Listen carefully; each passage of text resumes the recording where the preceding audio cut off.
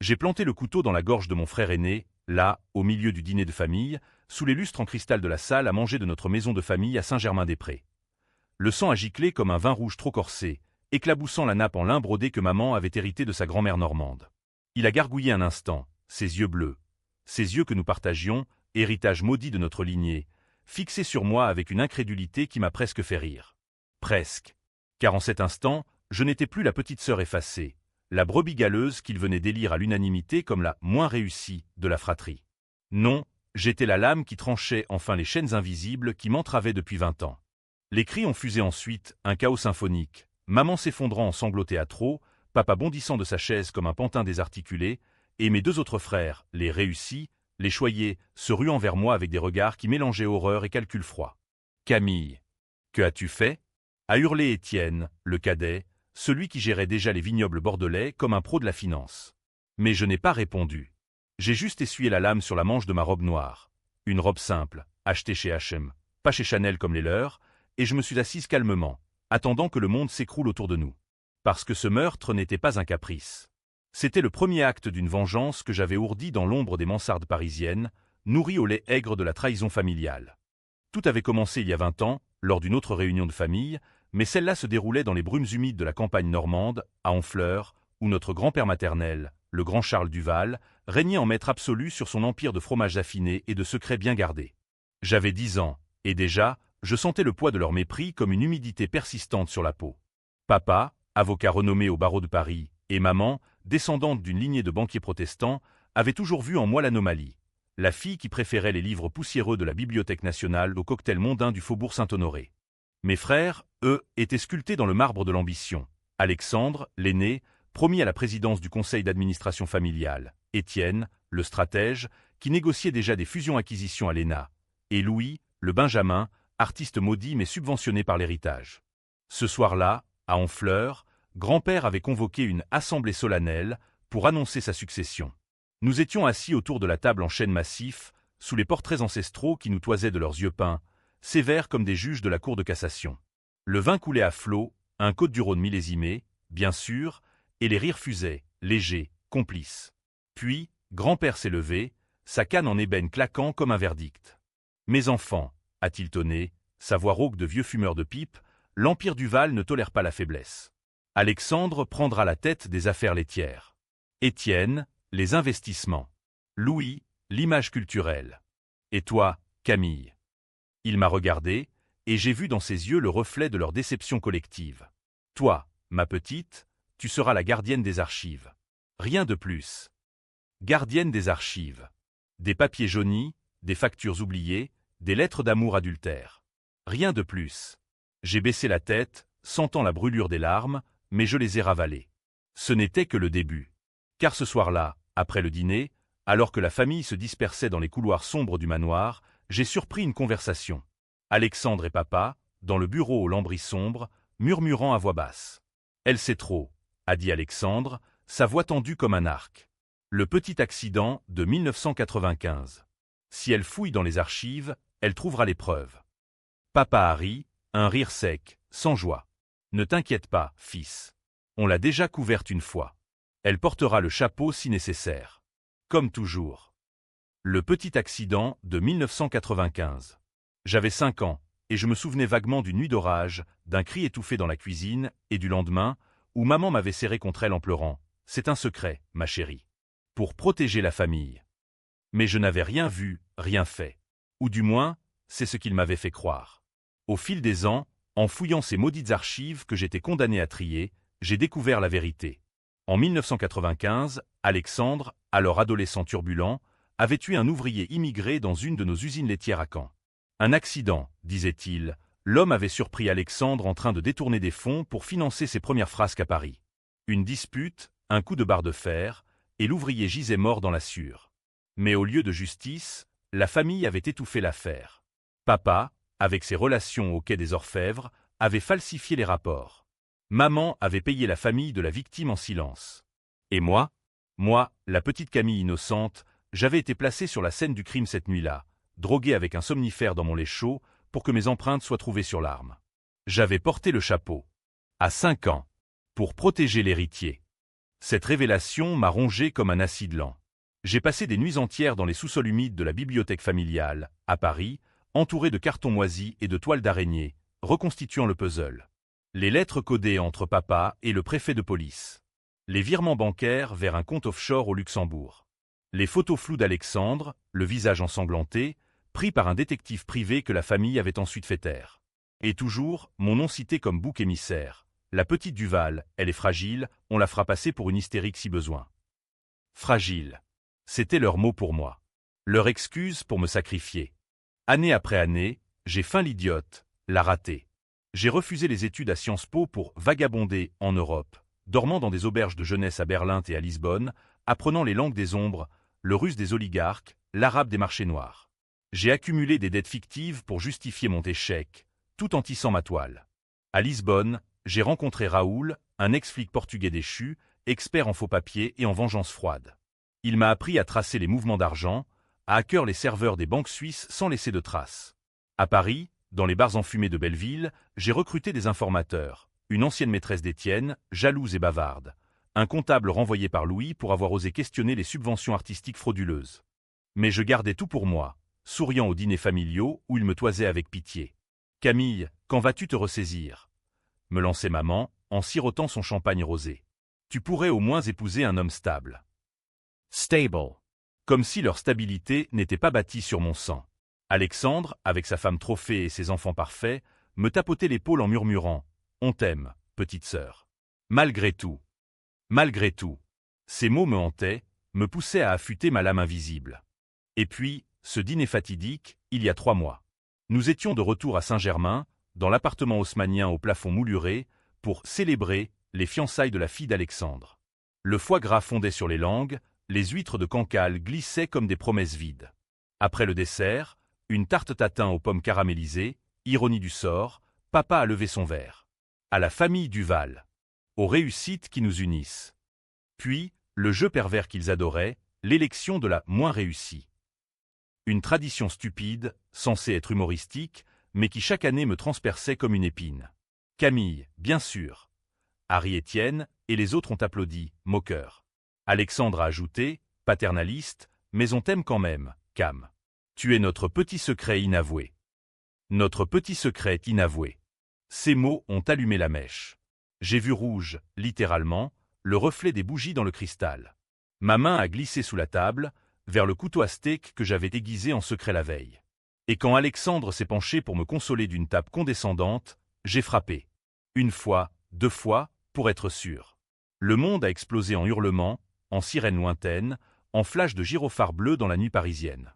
Maintenant, menotté dans le fourgon de police qui file vers la préfecture, je souris dans le noir. Ils pensent que c'est fini. Mais c'est juste le début. Étienne, papa, maman, Louis, vous avez créé un monstre en me sacrifiant. Et la vérité, cette putain de vérité que vous avez enterrée sous des couches de mensonges bourgeois, va vous engloutir comme la Seine en crue. Je vais vous voir couler, un par un. Et le monde entier applaudira, ou du moins, se divisera en 2 camps. Ceux qui me haïront pour ma fureur, et ceux qui me vénéreront pour ma justice. Car en France, pays des Lumières et des guillotines, la vengeance n'est pas un crime.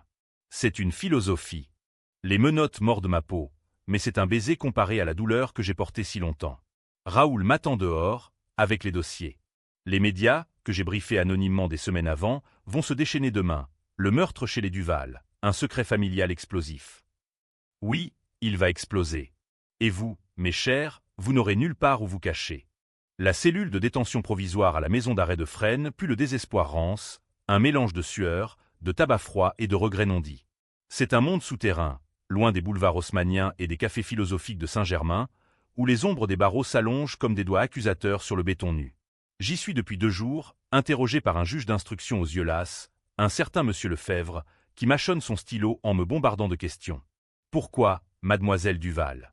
Votre frère était un pilier de la société. PDG des fromageries Duval, mécène des arts, père de famille exemplaire. Exemplaire. Le mot me fait pouffer, un rire sec qui rebondit contre les murs humides. Si seulement il savait. Je ne réponds pas tout de suite. Je le laisse mariner, comme un camembert trop affiné. Au lieu de ça, je raconte une version édulcorée. La crise de nerfs, l'humiliation publique, un geste impulsif d'une ratée qui craque sous la pression familiale. Lefebvre hoche la tête, compatissant, ces bourgeois parisiens adorent les drames psychologiques à la Balzac. Mais intérieurement, je jubile. Car pendant qu'il griffonne ses notes, Raoul est à l'œuvre. Mon portugais, avec son accent chantant et ses cicatrices de flic, infiltre les serveurs de la banque familiale. Les premiers virements fantômes atterrissent sur des comptes anonymes à Lisbonne. Et les fuites vers la presse? Elles coulent déjà, goutte à goutte, via un hacker freelance que j'ai payé en bitcoin volé à Étienne lui-même. Ce soir-là, après l'interrogatoire, on me ramène à ma cellule.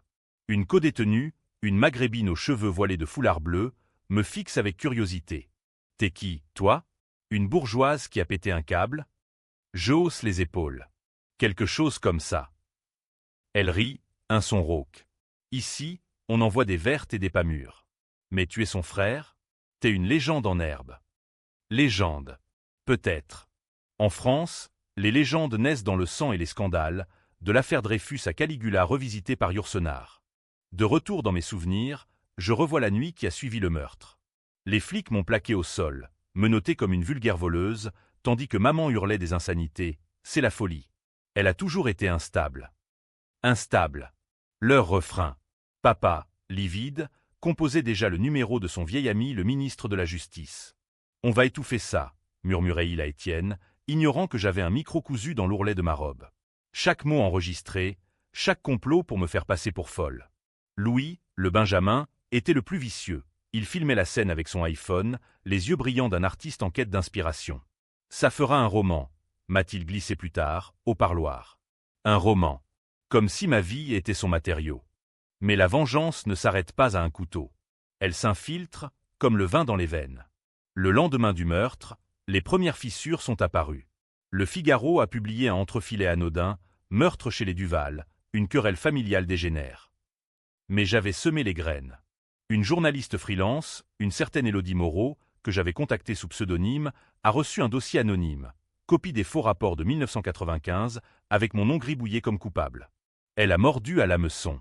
Son article est sorti le surlendemain, sous un titre choc, Le fantôme de 1995, la famille Duval et un meurtre étouffé. Les réseaux sociaux, ce cloaque moderne, ont explosé. Duval secret trending à Paris, avec des tweets enflammés, la petite sœur a vengé un crime d'État. Contre folle hystérique, typique des bourgeoises oisives. Étienne a paniqué le premier. La suite a été un délice de chaos contrôlé. Raoul, depuis son appartement exigu du Marais, orchestrait les coups.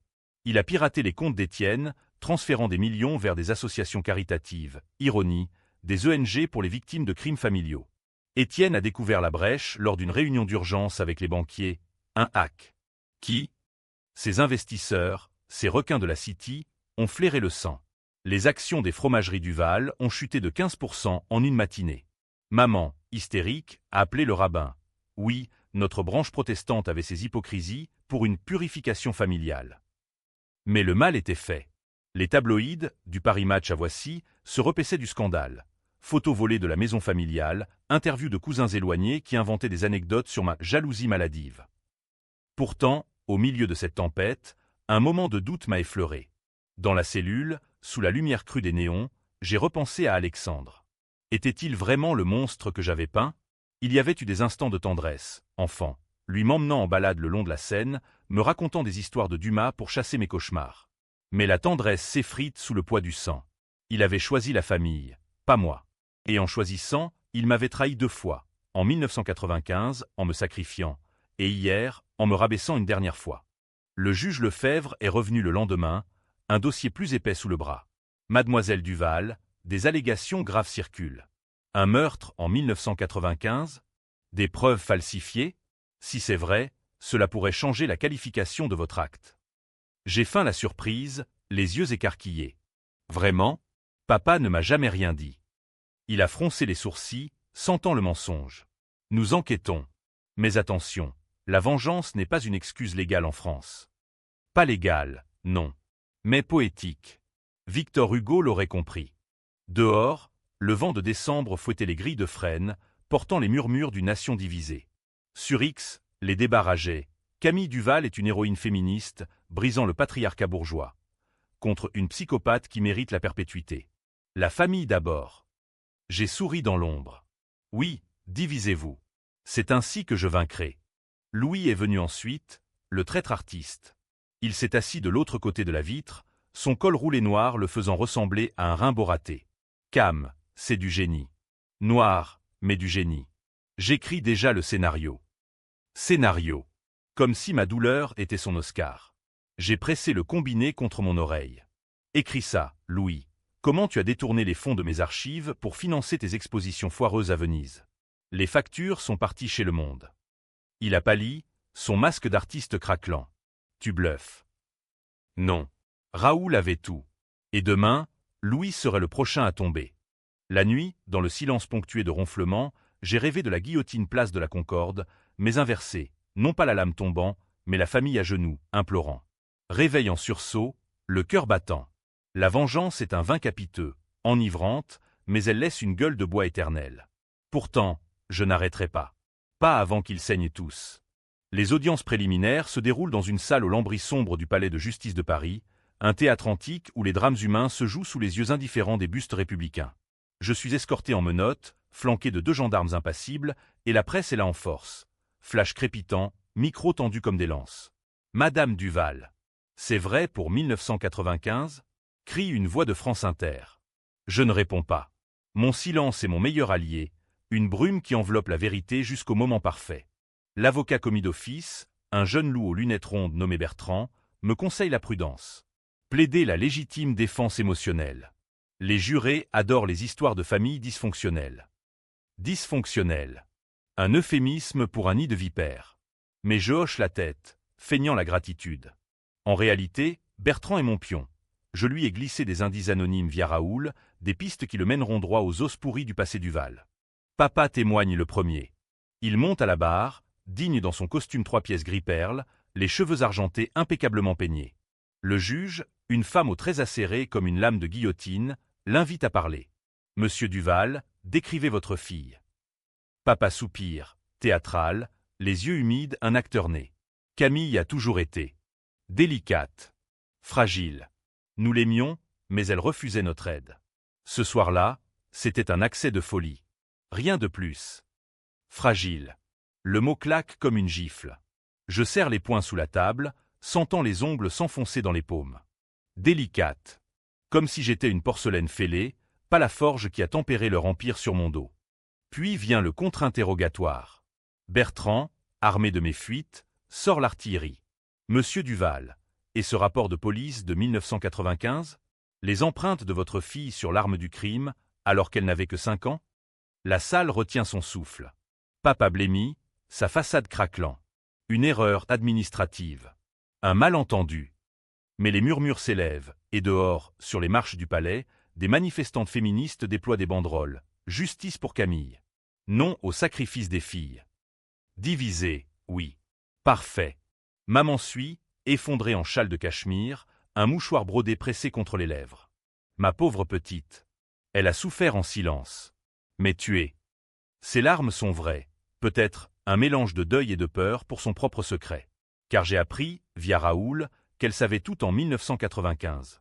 Elle avait même choisi ma robe de nuit cette nuit-là, pour que le somnifère agisse vite. Protéger l'héritier, avait-elle murmuré à papa dans une lettre que j'ai exhumée. L'héritier.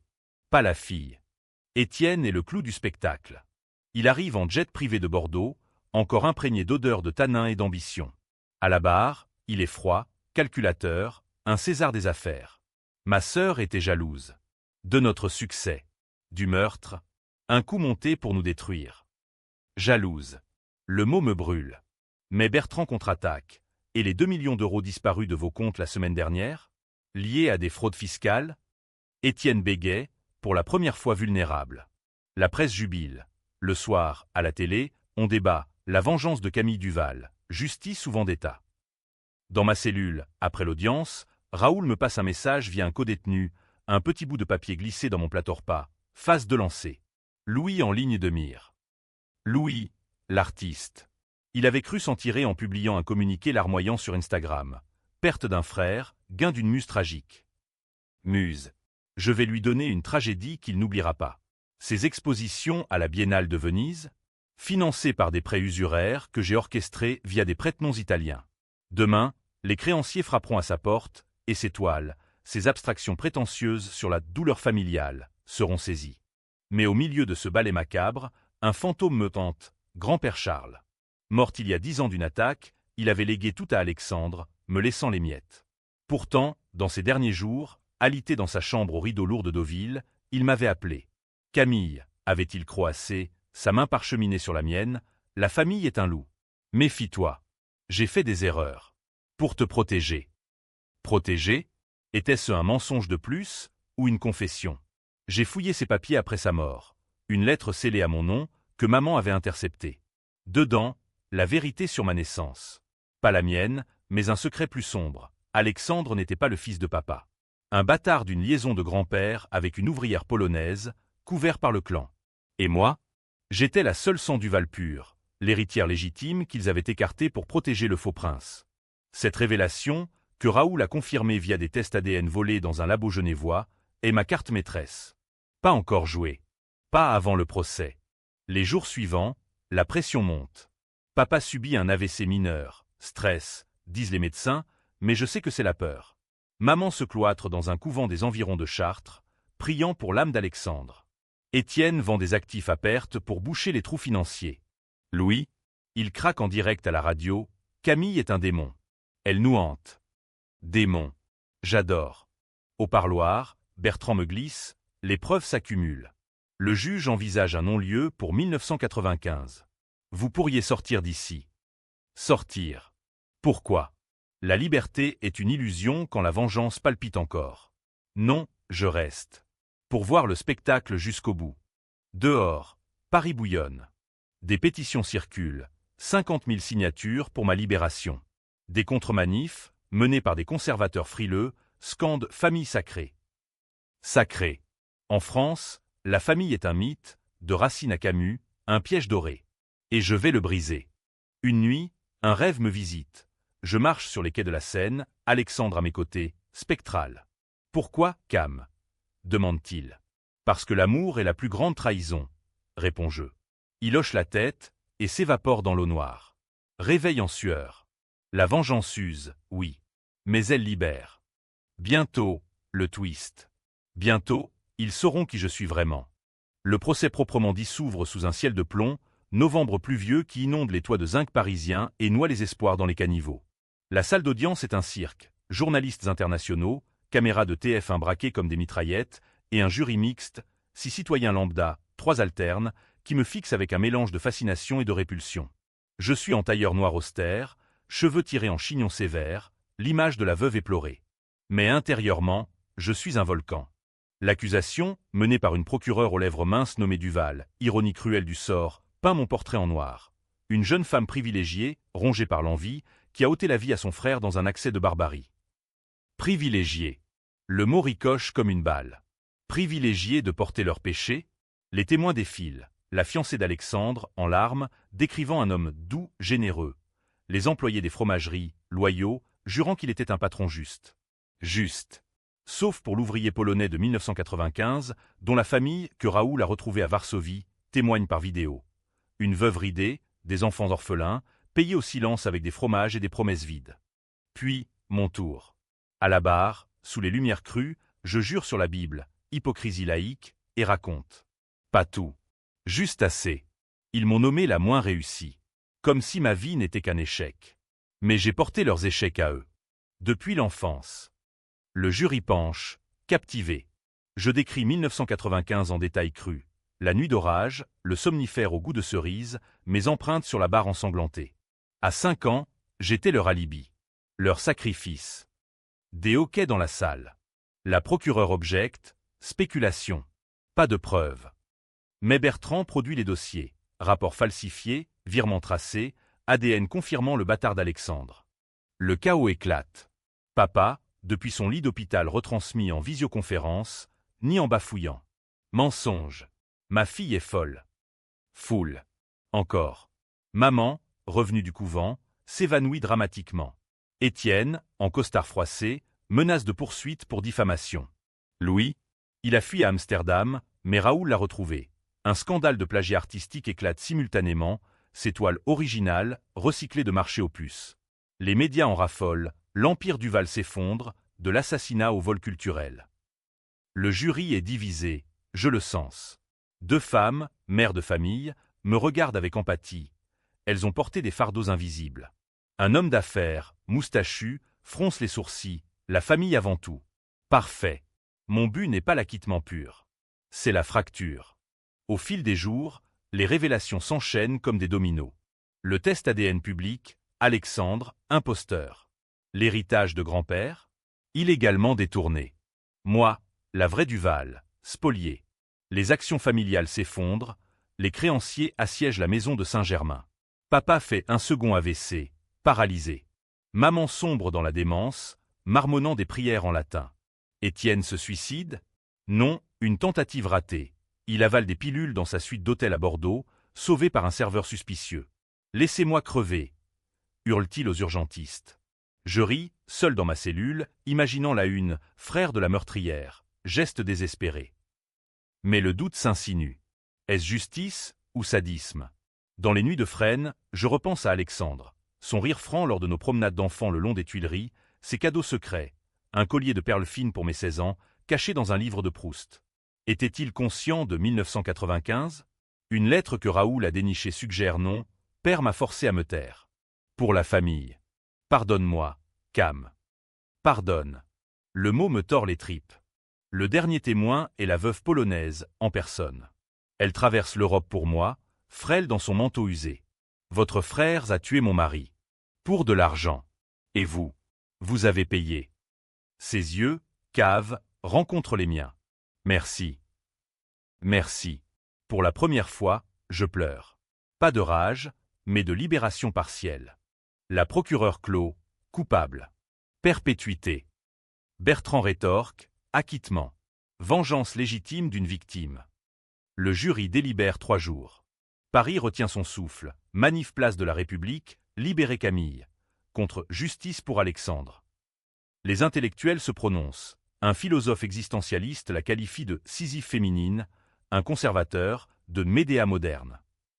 Verdict, non coupable, par légitime défense. La salle explose. Je suis libre. Mais en sortant, menotté une dernière fois pour la forme, je croise le regard d'Étienne, dans le public. Haine pure. Ce n'est pas fini, murmure-t-il. Aussi, pour toi. Dehors, la pluie a cessé. Raoul m'attend dans une berline noire, un sourire en coin. Et maintenant? Maintenant, le twist final. La liberté a un goût âcre, comme un café trop fort bu à jeun dans un bistrot de la rue Mouffetard. Je sors du palais sous les flashs, escorté par Raoul qui m'enveloppe dans un manteau anonyme. Pas de triomphe. La foule est clairsemée, divisée entre hurrahs et huées. Meurtrière, crie un homme bedonnant, soutenant d'Alexandre. Héroïne, répond une jeune femme en dread, point levé. Je traverse sans un mot, le cœur serré par un vide que la vengeance n'a pas comblé. Raoul me conduit à un appartement discret du 11e arrondissement, un 2 pièces aux murs écaillés, avec vue sur des toits en zinc et l'odeur persistante de baguettes fraîches. Repose-toi, dit-il, son accent portugais comme un baume. Mais le repos est pour les innocents. Moi, je fouille dans la boîte qu'il m'a préparée, la lettre de grand-père, enfin intacte. Je l'ouvre, les mains tremblantes. Ma chère Camille, commence-t-il de son écriture tremblée.